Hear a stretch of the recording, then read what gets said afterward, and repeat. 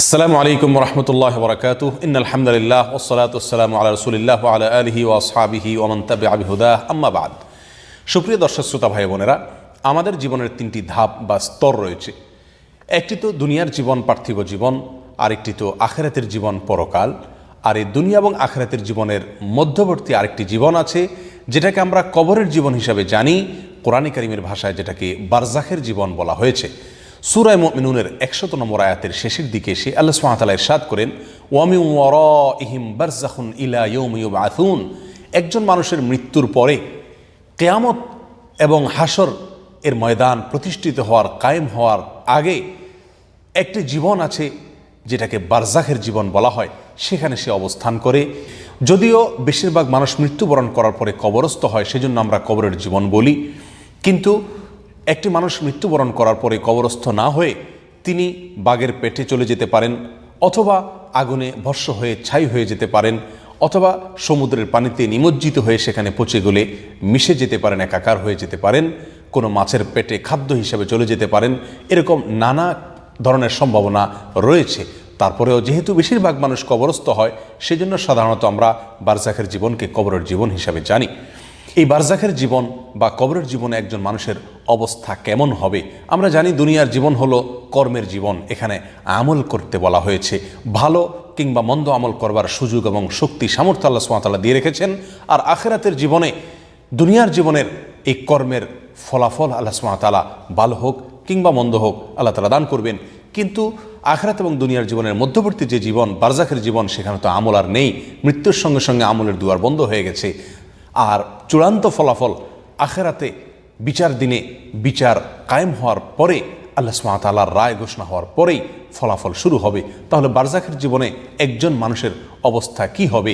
এর উত্তর হলো, কোরআন এবং সুন্নাহর আলোকে একজন মুমিনের বিশ্বাস হলো, একজন মুমিনকে এই আকীদা পোষণ করতে হবে যে বারজাখের জীবন, অর্থাৎ মৃত্যু থেকে নিয়ে আখিরাতের পূর্ব পর্যন্ত যে জীবন একজন মানুষ অতিবাহিত করে, এই বারজাখের জীবন বা কবরের জীবনে মানুষের দুনিয়ার জীবনের কর্ম অনুপাতে যে চূড়ান্ত ফলাফল আখিরাতে সে ভোগ করবে, তার কিছুটা মহড়া, তার কিছুটা সূচনা এবং ভূমিকা শুরু হয়ে যায় এই কবরের জীবনে, বারজাখের জীবনে।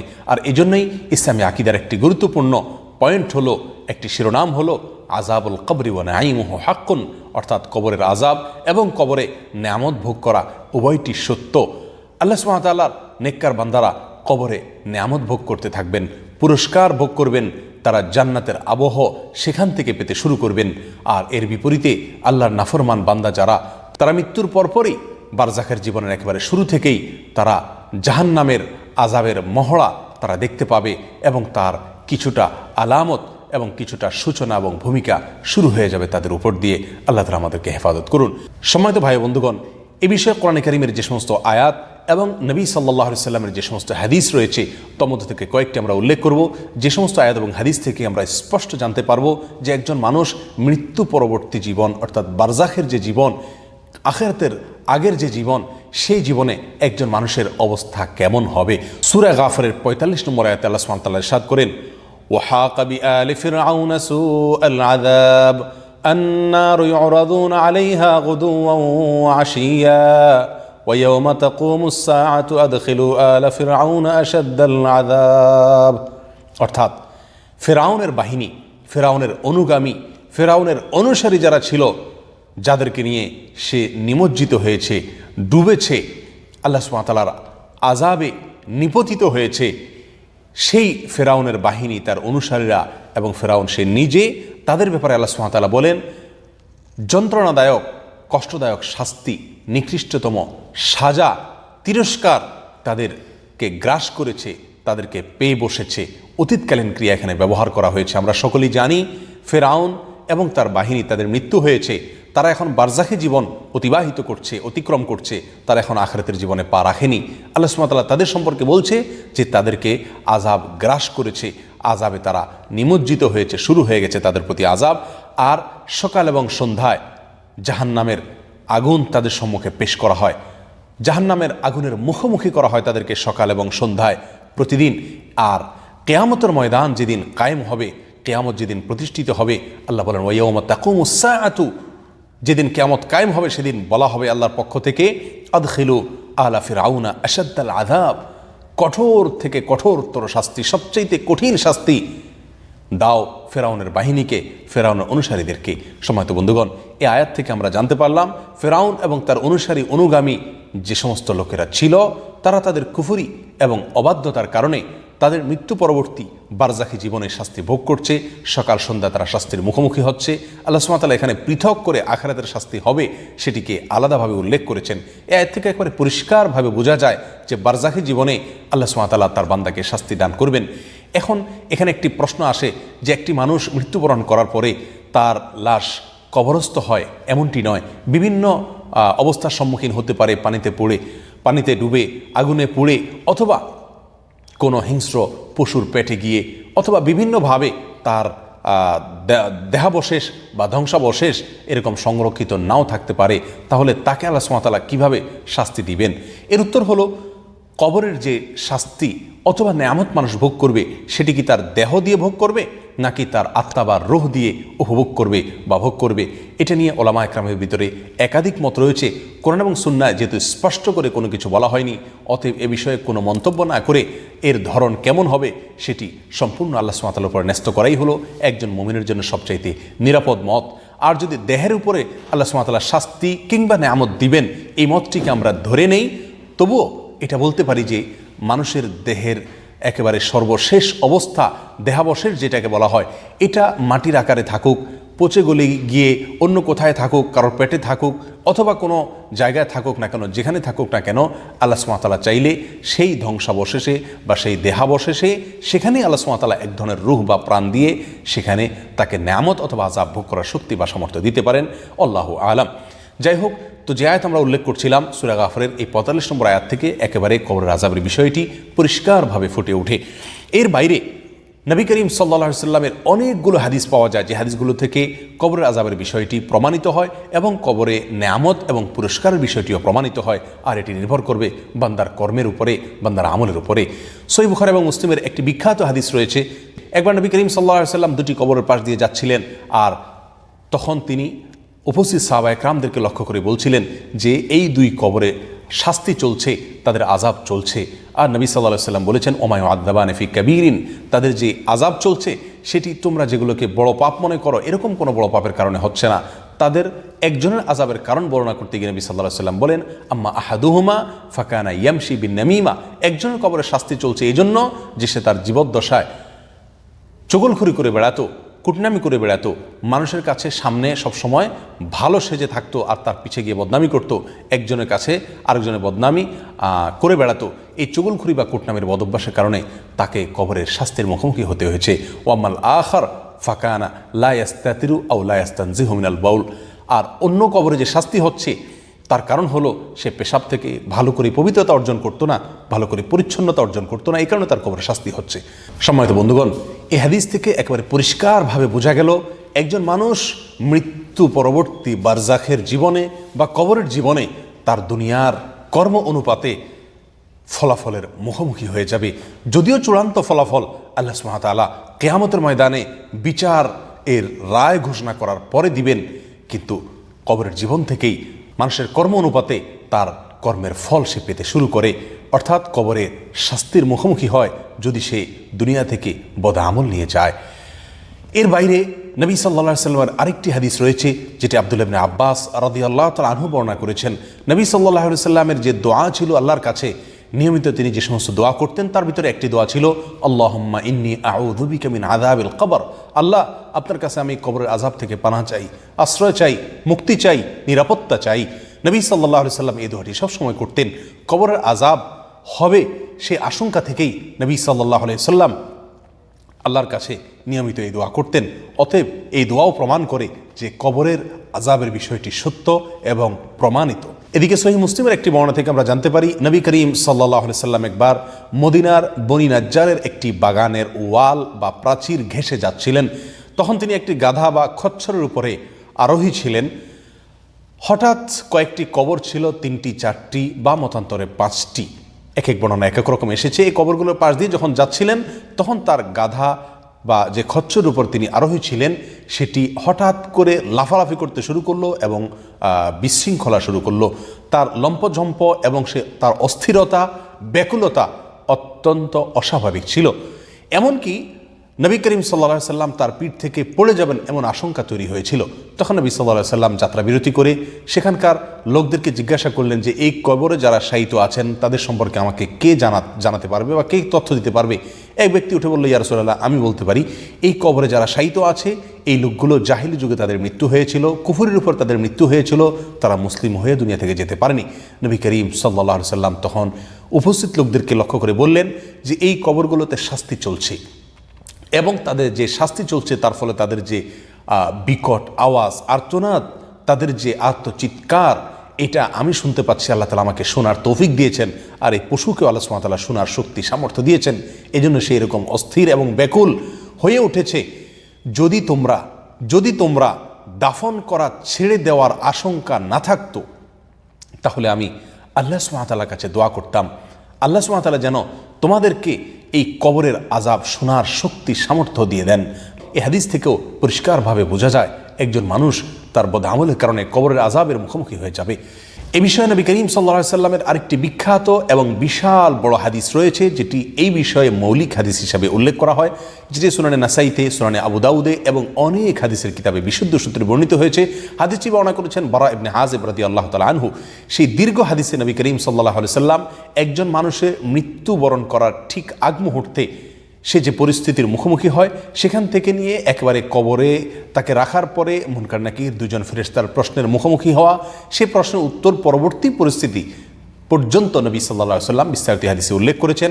সেখানে একজন মুমিন তার মৃত্যুর পূর্বেই তাকে আসমান থেকে আগত ফেরেশতারা সুসংবাদ দান করে থাকেন, যেমনটি কোরআনে বর্ণিত হয়েছে। এবং সেই সুসংবাদের ভিত্তিতে আল্লাহ সুবহানাহু ওয়া তাআলার পক্ষ থেকে মালাকুল মউত এসে তার রূহকে কবজ করে নিয়ে যায়। আসমান থেকে জান্নাত থেকে আনা একটি কাপড়ের টুকরো এবং পাত্রে রেখে আল্লাহর কাছে নিয়ে যান। সেখানে অভিবাদন জানানো হয় প্রতিটি আসমানে, সেখান থেকে ফেরত আসা হয়, কবরে রাখা হয়। সেখানে তার কবরে প্রশ্নের উত্তরে সঠিক উত্তর দিতে পারার পরে আল্লাহ সুবহানাহু ওয়া তাআলার পক্ষ থেকে নির্দেশ করা হয় তার কবরকে জান্নাতের সাথে কানেক্টেড করে দেওয়ার জন্য, তার কবরে জান্নাতের বিছানা বিছিয়ে দেওয়ার জন্য এবং জান্নাতের আবহ এবং নিয়ামতের ভিতরে থাকে আল্লাহ সুবহানাহু ওয়া তাআলা থাকার এবং উপভোগ করার মতো শক্তি সামর্থ্য দিয়ে থাকেন, যেটা আমরা কেউ উপলব্ধি করতে পারি না, দেখতে পারি না। এটা অদৃশ্যই থাকে। কিভাবে সে ভোগ করে, তার ধরন কি, প্রকৃতি কি, সেটি আল্লাহ সুবহানাহু ওয়া তাআলাই একমাত্র ভালো জানেন। এর বিপরীতে একজন মানুষ যদি মন্দ আমল নিয়ে দুনিয়া থেকে যায় তাহলে তার মৃত্যু পূর্ব মুহূর্তেই সে তার পরিণতি সম্পর্কে আগাম সংবাদ পেয়ে যায়, আলামত জানতে পারে, আঁচ করতে পারে। এবং মৃত্যুর পরেই তাকে যখন কবরে রাখা হয়, তাকে কবরে রাখার পরেই তাকে শাস্তির মুখোমুখি করা হয়। বিস্তারিত বিবরণ রয়েছে এই হাদিসে, যেটি বর্ণনা করেছেন বারা ইবনে আযিব রাদিয়াল্লাহু তাআলা আনহু। সম্মানিত ভাই বন্ধুগণ, কোরআনে কারীমের সূরা গাফিরের ৪৫ নম্বর আয়াত এবং সহিহ বুখারী মুসলিমের এই কয়েকটি বর্ণনা এবং আবু দাউদ নাসাইয়ের এই বিখ্যাত বিশাল বড় বর্ণনা, এই সমস্ত বর্ণনা থেকে আমরা জানতে পারি কবরের আযাবের মুখোমুখি হতে হয় বান্দার বদআমলের ফলে। আমরা জেনে নেই কোন বদআমলের কারণে, কোন কোন গুনাহের কারণে সাধারণত মানুষ কবরের আযাবের মুখোমুখি হয়ে থাকে।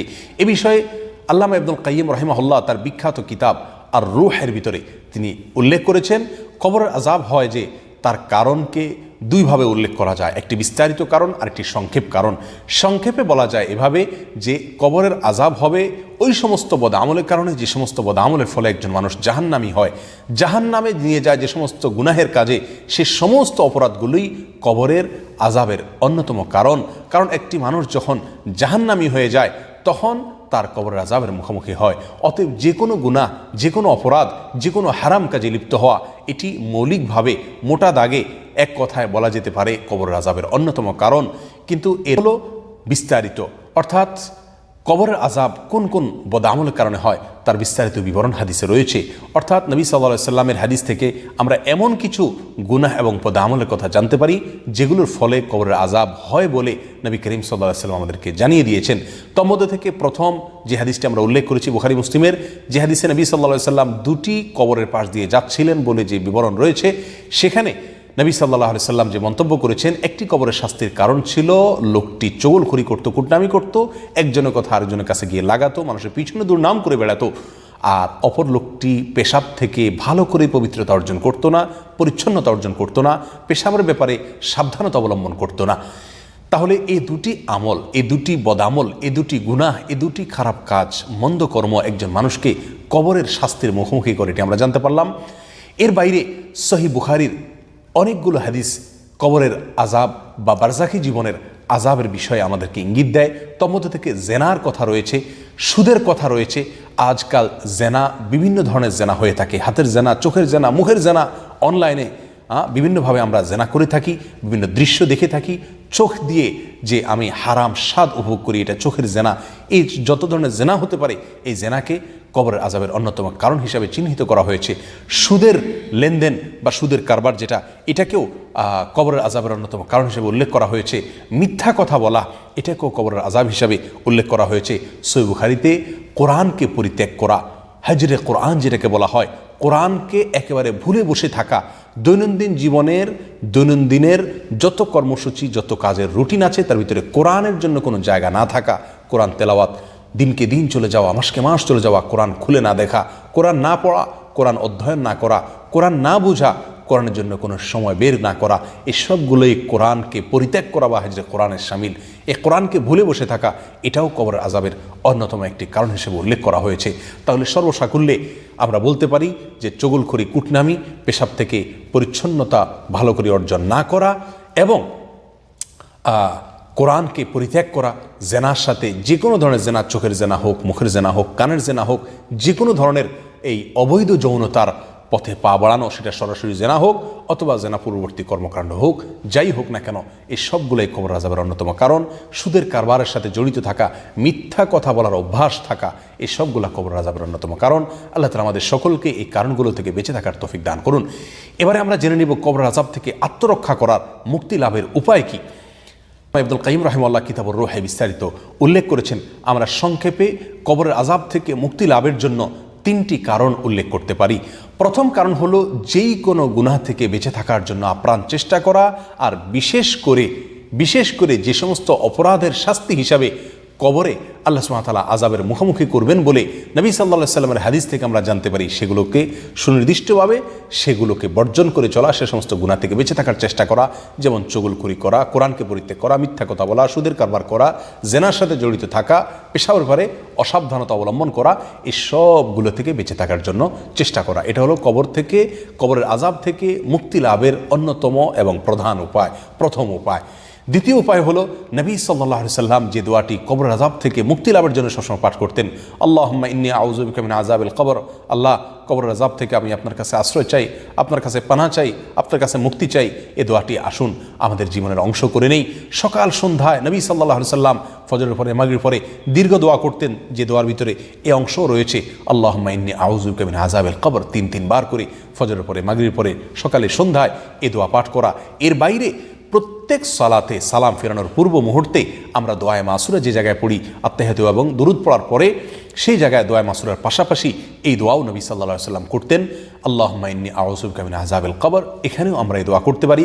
আর এর বাইরেও সকাল সন্ধ্যায় যখন সুযোগ হয় আল্লাহর কাছে কবরের আযাবের কথা স্মরণ করে এরকমভাবে আমরা আল্লাহর কাছে আশ্রয় চাইতে পারি। এটি হলো দ্বিতীয় আমল, কবরের আযাব থেকে মুক্তি লাভের জন্য আল্লাহর কাছে কবরের আযাব থেকে আশ্রয় লাভের দোয়া পাঠ করা, আল্লাহুম্মা ইন্নী আউযু বিকা মিন আযাবিল কবর। নাম্বার 3, সূরা মুলক, এটা তেলাওয়াত করা, বিশেষ করে রাতে তেলাওয়াত করা।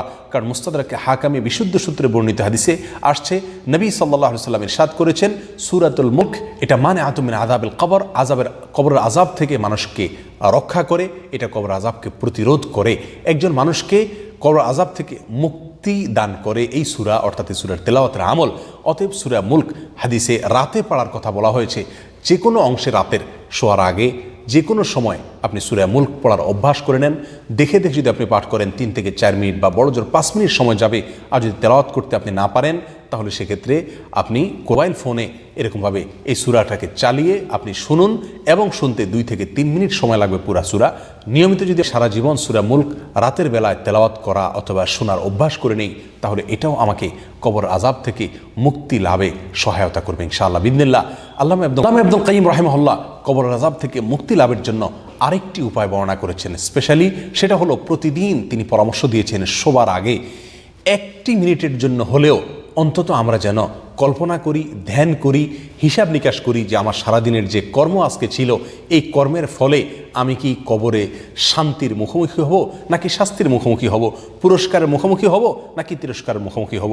শুধুমাত্র একটি মিনিটের জন্য যদি আমি সবার আগে প্রতিদিন চিন্তা করি, তাহলে ইনশাআল্লাহ আমার জীবনের পরিবর্তনের জন্য এই এক মিনিটের চিন্তা অনেকখানি প্রভাব ফেলবে, অনেকখানি যথেষ্ট হবে ইনশাআল্লাহ বিদিনিল্লাহ। আসুন কবর আযাব থেকে মুক্তি লাভের জন্য এই আমলগুলোকে নিয়মিত করার চেষ্টা করি, আমরা সবসময় করার চেষ্টা করি। সমস্ত বদামল থেকে এবং সুনির্দিষ্টভাবে কবর আযাব হয় যে সমস্ত বদামলের কারণে, সেগুলো থেকে বেঁচে থাকার চেষ্টা করি। নবী সাল্লাল্লাহু আলাইহি ওয়াসাল্লাম যে দোয়া পাঠ করেছেন, আল্লাহুম্মা ইন্নী আউযু বিকা মিন আযাবিল কবর, এ দোয়া সকালে, সন্ধ্যায়, সালাতের শেষ মুহূর্তে এবং সারা দিনে যখন সুযোগ হয় বেশি বেশি করে পাঠ করি। আর সূরা মুলক রাতের বেলায় পড়ার অভ্যাস গড়ে নেই এবং রাতের বেলায় শোবার আগে অন্তত কিছু সময় হলেও চিন্তা করি আমার যে কর্ম, তার পরিণাম, তার ফলাফল কি হবে, কি আমাকে ভোগ করতে হবে। কবর এটা আখিরাতের জগতের প্রথম ধাপ বলা যেতে পারে। যে ব্যক্তি এখানে ধরা খেয়ে যাবে, তার পরবর্তী প্রত্যেকটা ঘাটিতেই সে ধরা খেয়ে যাওয়ার সম্ভাবনা বেশি প্রকট। আর যে ব্যক্তি এখান থেকে মুক্তি পাবে, তার পরবর্তী প্রতিটি ধাপে মুক্তি লাভ করারই সম্ভাবনা প্রবল এবং প্রকট। আল্লাহ সুবহানাহু ওয়া তাআলা আমাদের সকলকে কবর আযাব থেকে মুক্তি নসিব করুন, আমাদেরকে রক্ষা করুন। কবর আযাব থেকে মুক্তি লাভের জন্য যে সমস্ত আমলের প্রয়োজন, সে আমলগুলো করবার তৌফিক দান করুন। আসসালামু আলাইকুম ওয়া রাহমাতুল্লাহি ওয়া বারাকাতুহু।